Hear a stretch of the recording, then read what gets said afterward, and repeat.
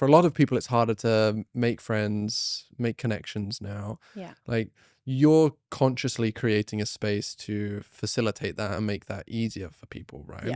But in practice, what does that actually look like?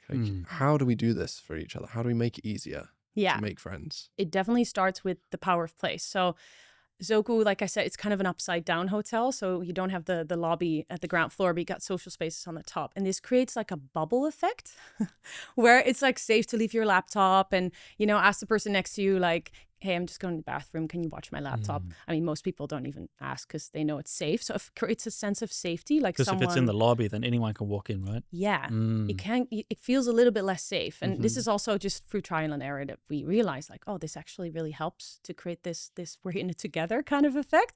And then we also really designed the place for intentional connection. So like effortlessly kind of bump into people. So there's a lot of thought about, like, for make example, the hallways narrow. yeah, get them to like really rub off against each other.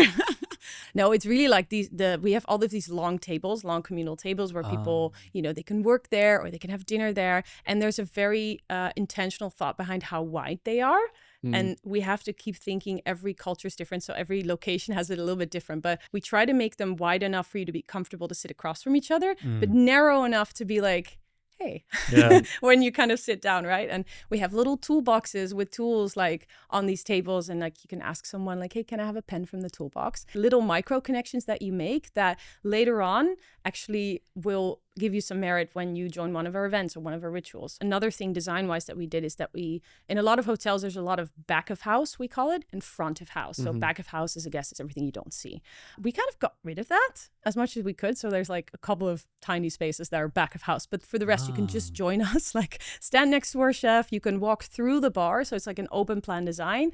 It's also, when you come into the space, it's all open plan. So you don't get that nervous, you know, when you're new in a space, like you don't know where your friends are and you kind of like, that feeling. So we took that away because it's all quite transparent. You get an overview right away. So you feel comfortable. So we have this clear target audience, right? Yeah. And we sometimes get this bycatch of just people who are totally in the spirit of Zoku. Like they want community, they want connection, but they're not the typical audience. And that's when kind of the magic happens. So we had this this couple, they were 70 years old, they were from India, and they just wanted to come to Zoku because they read about the community aspect. And what they do is, like, every year they go for a month abroad, any city in the world, and they just experience together. It's like a lovely couple That's goals. So cool. Yeah, that's nice. I love that. I want to start doing that. Yeah, but they were so fun. Like they came in at some point and they were like, we got a tattoo. And then we were like, okay, what did you do? And this guy has this massive tulip on his forearm. So no kidding.